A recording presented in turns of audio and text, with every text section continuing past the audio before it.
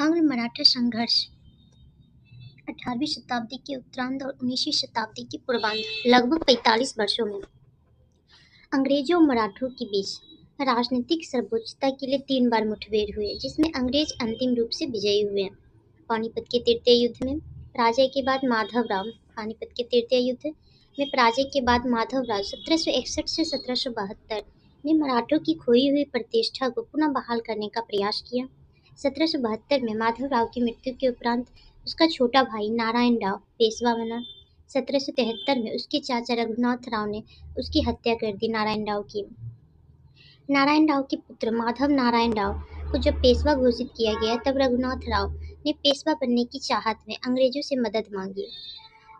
नारायण राव के पुत्र माधव नारायण राव को जब पेशवा घोषित किया गया, तब रघुनाथ राव ने पेशवा बनने की चाहत में अंग्रेजों से मदद मांगी और उनसे सूरत की संधि की।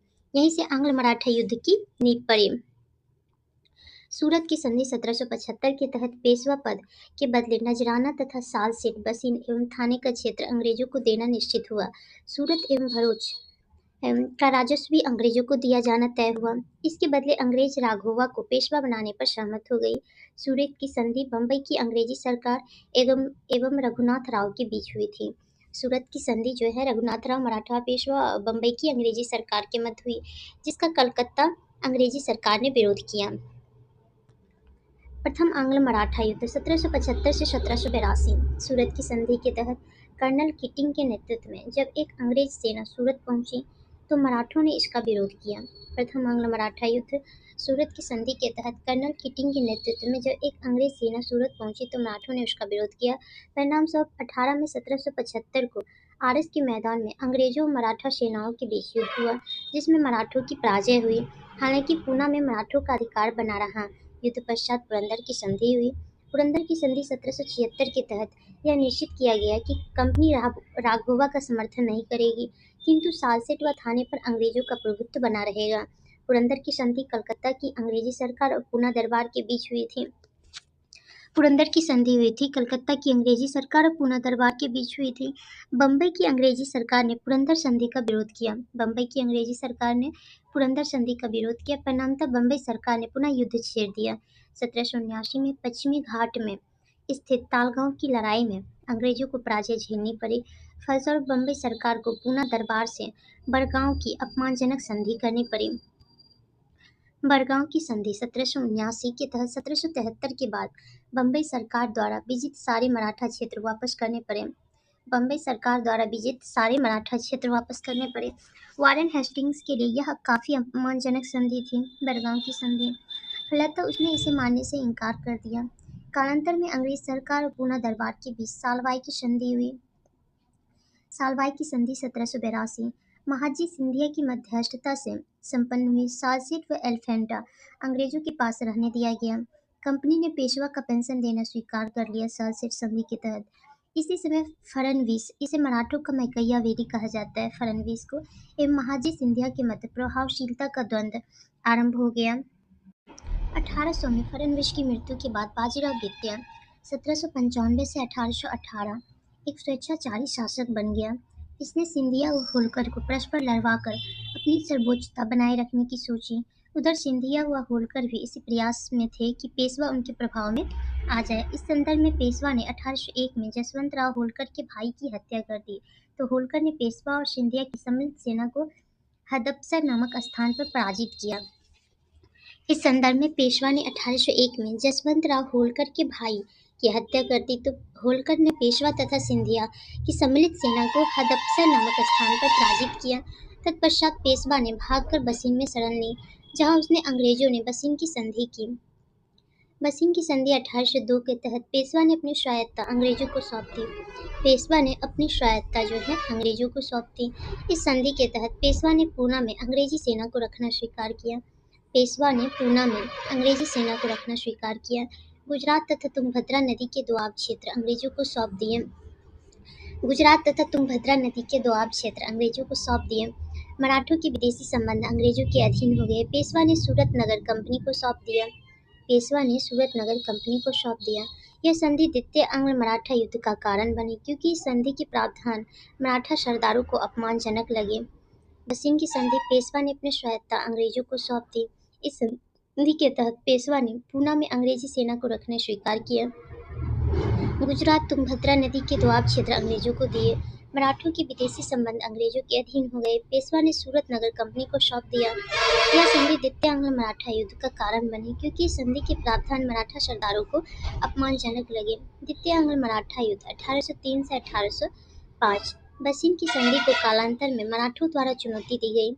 दौलतराव सिंधिया और रघुजी भोसले द्वितीय ने अंग्रेजों के विरुद्ध संयुक्त मोर्चा बनाया। बसिन की संधि को कालांतर में मराठों द्वारा चुनौती दी गई। दौलतराव सिंधिया और रघुजी भोसले द्वितीय ने अंग्रेजों के विरुद्ध संयुक्त मोर्चा बनाया। अंग्रेजों ने आर्थर वेलेस्ली के नेतृत्व में दक्कन में तथा जनरल लेक के नेतृत्व में उत्तर भारत में मराठों के विरुद्ध सफल अभियान किए। अंग्रेजों ने आर्थर वेलेस्ली के नेतृत्व में दक्कन में और जनरल लेक के नेतृत्व में उत्तर भारत में मराठों के विरुद्ध सफल अभियान किए। 23 सितंबर 1803 को आर्थर वेलेस्ली ने सिंधिया और भोसले की संयुक्त सेनाओं को पराजित किया। 23 सितंबर 1803 को आर्थर वेलेस्ली ने सिंधिया और भोसले की संयुक्त सेनाओं को पराजित किया। उत्तर भारत में जनरल लेक ने दिल्ली और आगरा पर कब्जा कर लिया। इस प्रकार कुछ महीनों में ही अंग्रेजों ने उत्तर और दक्षिण भारत में मराठों के कई क्षेत्रों को जीता। परिणामतः भोसले और सिंधिया को विवश होकर अंग्रेजों से दो संधियां, देवगांव की संधि एवं सुरजी अर्जुन गांव की संधि करनी पड़ी। इस प्रकार कुछ महीनों में ही अंग्रेजों ने उत्तर एवं दक्षिण भारत में मराठों के कई क्षेत्रों को जीता। परिणामतः भोसले और सिंधिया को विवश होकर अंग्रेजों से दो संधि, देवगांव की संधि एवं सुरजी अर्जुन गांव की संधि करनी पड़ी। बाद में होलकर ने भी राजपुर घाट 1805 की संधि की। अंग्रेज और मराठों के बीच हुई महत्वपूर्ण संधियां: सूरत की संधि 1775, रघुनाथ राव और अंग्रेजों के बीच हुई। सूरत की संधि 1775 रघुनाथ राव और अंग्रेजों के बीच हुई। सालबाई 1782 सिंधिया की मध्यस्थता से पूना दरबार तथा अंग्रेजों के बीच हुई। सालबाई की संधि 1782 सिंधिया की मध्यस्थता से पूना दरबार तथा अंग्रेजों के बीच हुई। बसिन की संधि 1802 बाजीराव द्वितीय अंग्रेजों के बीच हुई। बसिन की संधि 1802 बाजीराव द्वितीय तथा अंग्रेजों के बीच हुई। देवगांव की संधि 1803 भोसले और अंग्रेजों के बीच हुई। देवगांव की संधि 1803 भोसले और अंग्रेजों के बीच हुई। सुरजी अर्जुन गांव की संधि 1803 सिंधिया और अंग्रेजों के बीच हुई। सुरजी अर्जुन गांव की संधि 1803 सिंधिया तथा अंग्रेजों के बीच हुई। राजपुर घाट की संधि 1805 होलकर और अंग्रेजों के बीच हुई। नागपुर की संधि 1816 भोसले और अंग्रेजों के बीच हुई। ग्वालियर की संधि 1817 सिंधिया और अंग्रेजों के बीच हुई। पूना की संधि 1817 बाजीराव द्वितीय और अंग्रेजों के बीच हुई। पूना की संधि 1817 बाजीराव द्वितीय अंग्रेजों के बीच हुई। मंदसौर की संधि 1818 होलकर अंग्रेजों के बीच हुई। तृतीय आंग्ल मराठा युद्ध 1816 से 1819। आंग्ल मराठा टकराव का तृतीय एवं अंतिम चरण लॉर्ड हेस्टिंग्स के आने पर प्रारंभ हुआ। तृतीय आंग्ल मराठा युद्ध का एक बड़ा कारण तात्कालिक गवर्नर जनरल लॉर्ड हेस्टिंग्स की दमनात्मक नीतियां भी थीं। हेस्टिंग्स ने पिंडारियों के विरुद्ध अपने अभियान की शुरुआत की, जिससे मराठों के प्रभुत्व को चुनौती मिली। पिंडारी पिंडारी मराठा सेना में अवैतनिक सैनिकों के रूप में अपनी सेवा देते थे। पिंडारी जो थे मराठा सेना में अवैतनिक सैनिकों के रूप में अपनी सेवा देते थे बिना वेतन का। ये लूटमार करने वाले दलों के रूप में होते थे। इनकी नियुक्ति बाजीराव प्रथम के समय हुई थी। ये मराठों की ओर से युद्ध में भाग लेते थे, जिसके बदले उन्हें लूट से प्राप्त रकम का एक निश्चित हिस्सा दिया जाता था। पिंडारियों के विरुद्ध हेस्टिंग्स की प्रत्यक्ष कार्रवाई से तृतीय आंग्ल मराठा युद्ध शुरू हुआ। पिंडारियों के विरुद्ध हेस्टिंग्स की प्रत्यक्ष कार्रवाई से तृतीय आंग्ल मराठा युद्ध शुरू हुआ। मराठों ने पूना के अंग्रेज रेजिडेंट व अन्य कैंपों मराठों ने पूना के अंग्रेज रेजिडेंट व अन्य कैंपों पर हमले किए। इस युद्ध में अंततः पेशवा अंग्रेजों से पराजित हुआ और आत्मसमर्पण कर दिया। परिणामतः दोनों के बीच पूना की संधि हुई। मराठों ने पूना के अंग्रेज रेजिडेंट व अन्य कैंपों पर हमले किए। इस युद्ध में अंततः पेशवा अंग्रेजों से पराजित हुआ और आत्मसमर्पण कर दिया। परिणामतः दोनों के बीच पूना की संधि हुई। पूना की संधि और पेशवा का अंत पूना की संधि और पेशवा का अंत तृतीय आंग्ल मराठा युद्ध की समाप्ति पर अंग्रेजों द्वारा पेशवा के साथ एक संधि की गई। तृतीय आंग्ल मराठा युद्ध की समाप्ति पर अंग्रेजों द्वारा पेशवा के साथ एक संधि की गई, जिसके अनुसार पेशवा का समस्त राज्य बम्बई प्रेसिडेंसी के अंग्रेजी राज्य में मिला लिया गया। पेशवा के अतिरिक्त सिंधिया, भोसले आदि ने भी संधियों के माध्यम से अंग्रेजी संरक्षण स्वीकार कर लिया। संधि के बाद पेशवा का पद 1818 में समाप्त कर दिया और बाजीराव द्वितीय को कंपनी का पेंशनर बनकर बिठूर कानपुर उत्तर प्रदेश भेज दिया गया। पेशवा के सहायक त्र्यंबकराव को आजीवन कारावास देकर बनारस के पास चुनार के दुर्ग में कैद कर दिया गया। पेशवा के जो सहायक थे त्र्यंबकराव को आजीवन कारावास देकर बनारस के पास चुनार के दुर्ग में कैद कर दिया गया। नाम मात्र के छोटे से राज्य सतारा में छत्रपति शिवाजी के वंशज को राजा बनाया गया। इस प्रकार हेस्टिंग्स ने पेशवा का अंत कर दिया। 1818 में आंग्ल सिख संघर्ष 1839 में रंजीत सिंह की मृत्यु हुई 1839 में। तत्पश्चात अगले 10 वर्ष में ही उसका राज्य समाप्त हो गया। सिख क्षेत्रों पर अधिकार को लेकर अंग्रेजों और सिखों के बीच जो युद्ध हुए उन्हें आंग्ल सिख युद्ध के नाम से जाना जाता है। पंजाब के संदर्भ में ऑसबर्न का कहना था, रंजीत सिंह की मृत्यु के बाद हमें पंजाब का विलय कर लेना चाहिए। जब हम बड़े बड़े ऊँट को निगल चुके हैं तो इस मच्छर की बात ही क्या। पंजाब के संदर्भ में ऑसबर्न ने कहा था कि रंजीत सिंह की मृत्यु के बाद हमें पंजाब का विलय कर लेना चाहिए। जब हम बड़े बड़े ऊँट को निगल चुके हैं तो इस मच्छर की बात क्या है। प्रथम आंग्ल सिख युद्ध 1845 से 46। प्रथम आंग्ल सिख संघर्ष के समय भारत का governor general lord Hardinge Bharat का गवर्नर जनरल था लॉर्ड हार्डिंग तथा अंग्रेजी सेना का प्रमुख सर ह्यू गफ था। अंग्रेजी सेना ने सितंबर 1845 में मुद्का, दिसंबर 1845 में फिरोज शाह, जनवरी 1846 बद्दीवाल और आलीवाल की लड़ाइयां लड़ी, परंतु सुबराव की लड़ाई फरवरी 1846 निर्णायक सिद्ध हुई।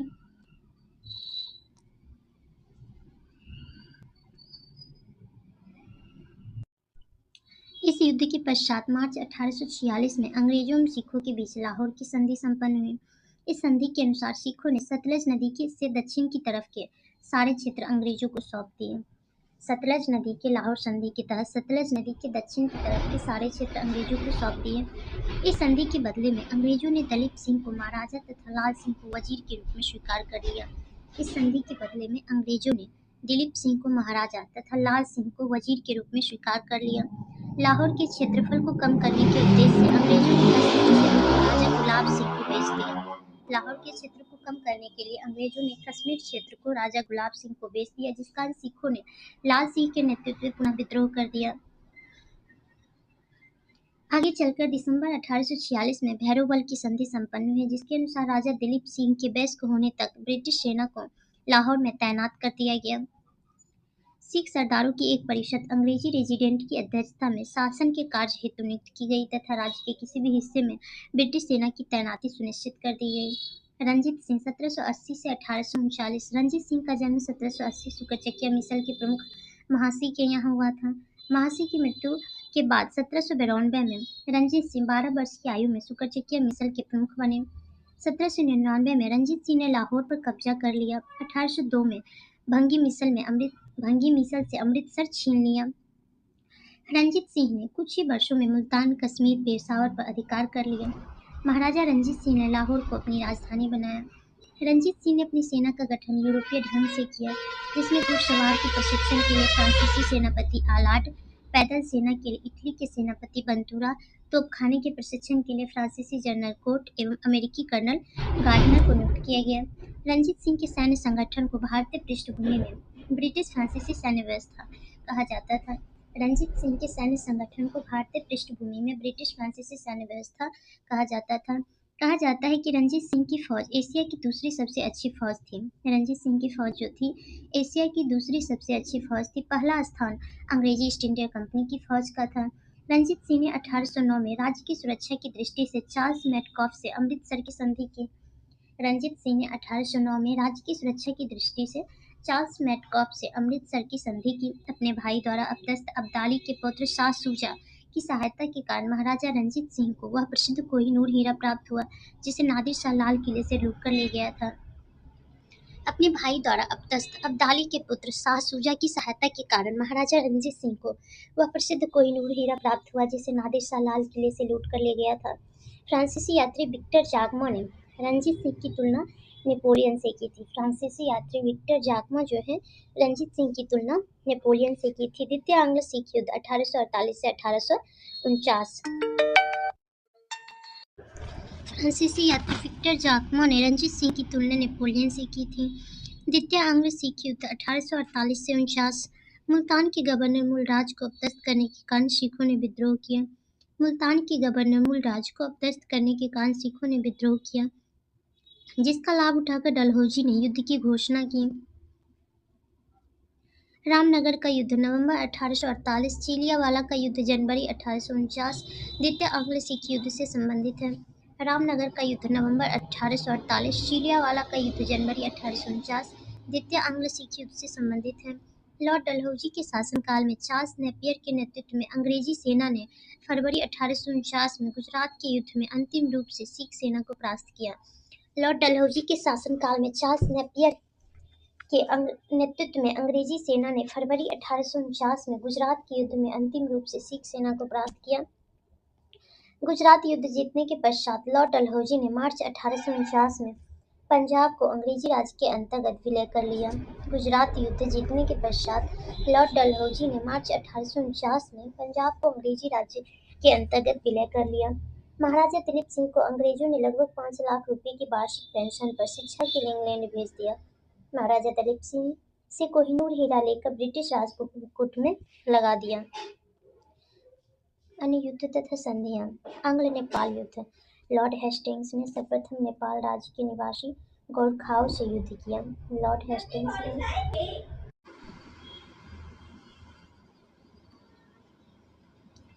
द्वितीय आंग्ल-सिख युद्ध 1848 से 1849। मुल्तान के गवर्नर मूलराज को अपदस्थ करने के कारण सिखों ने विद्रोह किया। मुल्तान के गवर्नर मूलराज को अपदस्थ करने के कारण सिखों ने विद्रोह किया, जिसका लाभ उठाकर डलहौजी ने युद्ध की घोषणा कर दी। रामनगर का युद्ध 1848, चिलियावाला का युद्ध 1849 द्वितीय आंग्ल-सिख युद्ध से संबंधित है। द्वितीय आंग्ल-सिख युद्ध से रामनगर का युद्ध संबंधित है, चिलियावाला का युद्ध द्वितीय आंग्ल-सिख युद्ध से संबंधित है। लॉर्ड डलहौजी के शासनकाल में चार्ल्स नेपियर के नेतृत्व में लॉर्ड डलहौजी के शासनकाल में चार्ल्स नेपियर के नेतृत्व में अंग्रेजी सेना ने फरवरी 1849 में गुजरात के युद्ध में अंतिम रूप से सिख सेना को परास्त किया। लॉर्ड डलहौजी के नेतृत्व शासनकाल में चार्ल्स नेपियर के नेतृत्व में अंग्रेजी सेना ने फरवरी 1849 में गुजरात के युद्ध में अंतिम रूप से सिख सेना को परास्त किया। गुजरात युद्ध जीतने के पश्चात डलहौजी ने मार्च 1849 में पंजाब को अंग्रेजी राज के अंतर्गत विलय कर लिया। महाराजा दलीप सिंह को अंग्रेजों ने लगभग 5 लाख रुपए की वार्षिक पेंशन देकर पेंशन पर शिक्षा के लिए इंग्लैंड भेज दिया। दलीप सिंह से कोहिनूर हीरा लेकर ब्रिटिश राजमुकुट में लगा दिया। अन्य युद्ध तथा संधियां। आंग्ल नेपाल युद्ध। लॉर्ड हेस्टिंग्स ने सर्वप्रथम नेपाल राज्य के निवासी गोरखाओं से युद्ध किया। सीमावर्ती क्षेत्र होने के नाते इस प्रदेश का सामरिक महत्व अत्यधिक था। 1816 में गोरखाओं से बातचीत के माध्यम से सुगौली की संधि हुई, जिसके तहत अंग्रेजों को गढ़वाल व कुमाऊं के किले तथा तराई का अधिकांश भाग प्राप्त हुआ। अंग्रेजों को गढ़वाल व कुमाऊं के किले तथा तराई का अधिकांश भाग प्राप्त हुआ। नेपाल ने सिक्किम राज्य से अपने समस्त अधिकार वापस ले लिए। नेपाल की राजधानी काठमांडू में अंग्रेज रेजिडेंट तैनात की गई। आंग्ल बर्मा युद्ध। पूर्वी सीमावर्ती क्षेत्र बर्मा को 3 युद्ध व संधियों के पश्चात ब्रिटिश साम्राज्य में मिला लिया गया। पूर्वी सीमावर्ती क्षेत्र बर्मा को 3 युद्ध व संधियों के पश्चात ब्रिटिश साम्राज्य में मिला लिया गया। लॉर्ड एम हर्स्ट ने मणिपुर व असम में उनके प्रवेश को लेकर युद्ध किया। 1824 अंततः 1826 में यानदबू की संधि की गई। 1852 में डलहौजी ने इमारती लकड़ियों व बर्मा के जंगलों पर आधिपत्य की इच्छा से युद्ध किया। लोअर बर्मा पेगू के क्षेत्रों पर अधिकार कर लिया। 1852 में डलहौजी ने इमारती लकड़ियों और बर्मा के जंगलों पर आधिपत्य की इच्छा से युद्ध किया और लोअर बर्मा पेगू के क्षेत्रों पर अधिकार कर लिया। 1885 में डफरिन के समय में आंग्ल बर्मा का तीसरा युद्ध। 1885 में डफरिन के समय आंग्ल बर्मा का तीसरा युद्ध लड़ा गया। तत्पश्चात बर्मा का भारत में विलय कर लिया गया। आंग्ल अफगान युद्ध। 1839 से 42 में गवर्नर जनरल लॉर्ड ऑकलैंड के समय में पहला युद्ध लड़ा गया। 1839 से 42 में गवर्नर जनरल लॉर्ड ऑकलैंड के समय में पहला युद्ध लड़ा गया। शाह शुजा को दोस्त मोहम्मद की जगह वहां का शासक बनाने के लिए त्रिपक्षीय संधि में रंजीत सिंह भी शामिल हुए। जॉन कीन के नेतृत्व में बोलन दर्रे से अंग्रेजी सेना भेजी गई। जॉन कीन के नेतृत्व में बोलन दर्रे से अंग्रेजी सेना भेजी गई और काबुल पर अधिकार प्राप्त कर लिया गया। 1840 में दोस्त मोहम्मद के आत्मसमर्पण पर शाह शुजा को शासक घोषित कर दिया गया। 1842 से 78 अफगानिस्तान के प्रति हस्तक्षेप की नीति को 1842 से 78 अफगानिस्तान के प्रति अहस्तक्षेप की नीति को अपनाया गया। 1878 से 80 में लिटन ने अग्रगामी नीति को अपनाते हुए दूसरा एंग्लो-अफगान युद्ध छेड़ दिया। 1878 से 80 में लिटन ने अग्रगामी नीति को अपनाते हुए दूसरा एंग्लो-अफगान युद्ध छेड़ दिया। कुछ विजयों के उपरांत वहां ब्रिटिश रेजिडेंटों की नियुक्ति की गई, किंतु अनियंत्रित स्थिति को देखते हुए बाद में अफगानिस्तान को बफर स्टेट के रूप में स्वीकार किया गया। सिंध अभियान 1843 एलन ब्रो के शासनकाल में 1843 में सिंध का अंग्रेजी राज्य में विलय किया गया। एलन ब्रो के शासनकाल में 1843 में सिंध का अंग्रेजी राज्य में विलय कर लिया गया। इलाहाबाद की संधि 1765 इलाहाबाद की संधि 1765 मंगलौर 1784 सालबाई 1782 मद्रास 1769 सिराजुद्दौला के विरुद्ध षड्यंत्रकारियों में निम्नलिखित में कौन शामिल था? सिराजुद्दौला के विरुद्ध षड्यंत्रकारी में कौन शामिल था? राय दुर्लभ, अमीचंद, जगत सेठ, यार लतीफ, चारों शामिल थे। सिराजुद्दौला के विरुद्ध षड्यंत्रकारियों में राय दुर्लभ, अमीचंद, जगत सेठ, यार लतीफ, चारों शामिल थे। निम्नलिखित में से प्रथम कर्नाटक युद्ध का कौन सा तात्कालिक कारण था? प्रथम कर्नाटक युद्ध का तात्कालिक कारण था अंग्रेजों द्वारा कुछ फ्रांसीसी जहाजों का कब्जा करना। प्रथम कर्नाटक युद्ध का तात्कालिक कारण था अंग्रेजों द्वारा कुछ फ्रांसीसी जहाजों पर कब्जा करना। सूची 1 को सूची 2 से सम्मिलित कीजिए। प्रथम कर्नाटक युद्ध हो जाएगा आपको एला सापिल की संधि के से अंत हुआ था। प्रथम कर्नाटक युद्ध एला सापिल की संधि के तहत समाप्त हुआ। तृतीय कर्नाटक युद्ध पेरिस की संधि 1763 के तहत अंत हुआ। द्वितीय कर्नाटक युद्ध हुआ आपको और निर्णायक युद्ध। द्वितीय कर्नाटक युद्ध और निर्णायक युद्ध प्रथम मैसूर युद्ध भी और निर्णायक। द्वितीय कर्नाटक युद्ध में ब्रिटिश की हार हुई थी और मैसूर युद्ध और निर्णायक युद्ध हुआ था। फिर से रिकॉल कर लेते हैं। प्रथम कर्नाटक युद्ध एला सापिल की संधि के तहत अंत हुआ। तृतीय कर्नाटक युद्ध पेरिस की संधि से अंत हुआ था। तृतीय कर्नाटक युद्ध पेरिस की संधि से अंत हुआ था। प्रथम कर्नाटक युद्ध एला सापिल की संधि के तहत से अंत हुआ। तृतीय कर्नाटक युद्ध में पेरिस की संधि से अंत हुआ। तृतीय कर्नाटक युद्ध पेरिस की संधि से अंत हुआ। उसके बाद द्वितीय कर्नाटक युद्ध जो हुआ था और निर्णायक युद्ध हुआ। द्वितीय कर्नाटक युद्ध और निर्णायक युद्ध प्रथम मैसूर युद्ध में ब्रिटिश की हार हुई थी। ठीक, प्रथम कर्नाटक युद्ध एला सापिल की संधि, तृतीय कर्नाटक युद्ध में पेरिस की संधि और द्वितीय कर्नाटक युद्ध जो था और निर्णायक तो प्रथम मैसूर युद्ध में ब्रिटिश की हार हुई थी। निम्नलिखित में किसने भारत में अंग्रेजों का सर्वाधिक विरोध किया था? भारत में अंग्रेजों का सर्वाधिक विरोध किया था मराठों ने भारत में अंग्रेजों का सर्वाधिक विरोध किया। प्लासी युद्ध का मैदान पश्चिम बंगाल में है। सबसे अधिक निर्णायक युद्ध जिसने अंग्रेजों के भारत में प्रभुत्व को संस्थापित किया। सबसे अधिक निर्णायक युद्ध जिसने अंग्रेजों के भारत में प्रभुत्व को संस्थापित किया। बक्सर का युद्ध 1764। बक्सर की लड़ाई के समय बंगाल का नवाब कौन था? मीर जाफर। बक्सर की लड़ाई के समय बंगाल का नवाब कौन था? मीर जाफर था बंगाल का नवाब। सिंध पर ब्रिटिश ने कब्जा किया था 1843 में लॉर्ड एलन ब्रो के समय। 1802 की बसिन की संधि पर हस्ताक्षर किसके मध्य हुआ था? अंग्रेज और बाजीराव द्वितीय के मध्य। 1802 की बसिन की संधि पर हस्ताक्षर किसके मध्य हुए थे? अंग्रेज और बाजीराव द्वितीय के मध्य। बसिन की संधि पर हस्ताक्षर अंग्रेज और बाजीराव द्वितीय के मध्य हुए थे। सिख राज्य का अंतिम राजा कौन था? दलीप सिंह। सिख राज्य का अंतिम राजा दलीप सिंह। प्रथम आंग्ल मैसूर युद्ध में कौन विजयी हुआ? हैदर अली विजयी हुआ था। ब्रिटिश जनरल जिसने हैदर अली को पोर्टोनोमा के युद्ध में हराया था। सर आयरकूट ने हैदर अली को पोर्टोनोमा के युद्ध में हराया था। निम्नलिखित भारतीय शासकों में कौन था जिसने विदेशों में आधुनिक पद्धति से दूतावास स्थापित किया? टीपू सुल्तान था जिसने विदेशों में आधुनिक पद्धति से दूतावास स्थापित किए थे। टीपू सुल्तान ने विदेशों में आधुनिक पद्धति से दूतावास स्थापित किए थे। निम्नलिखित में कौन एक सुमेलित है? चतुर्थ आंग्ल मैसूर युद्ध टीपू पराजित हुआ, युद्ध के मध्य में दिवंगत हुआ। निम्नलिखित कथनों पर विचार कीजिए। तृतीय आंग्ल मैसूर युद्ध में टीपू सुल्तान की मृत्यु हुई। तृतीय आंग्ल मैसूर युद्ध में टीपू सुल्तान की मृत्यु। इनमें कौन सा सत्य है? सत्य खोजना है इसमें। ये गलत हो जाएगा। पानीपत के तृतीय युद्ध में अहमद शाह अब्दाली ने इब्राहिम लोदी को पराजित किया, भी गलत। प्लासी के युद्ध में सिराजुद्दौला की पराजय के लिए मीर जाफर ने अंग्रेजों से मिलकर षड्यंत्र रचा। ये सही हो जाएगा। कौन सा युग में सुमेलित नहीं है? कौन सा युग में सुमेलित नहीं है? हेक्टर मुंडू बक्सर का युद्ध, लॉर्ड हेस्टिंग्स आंग्ल नेपाल युद्ध, लॉर्ड बेलेजली चतुर्थ आंग्ल मैसूर युद्ध, तृतीय आंग्ल मराठा युद्ध, ये सुमेलित नहीं है। कार्नवालिस नहीं था तृतीय आंग्ल मराठा युद्ध में। Please like and subscribe and comment.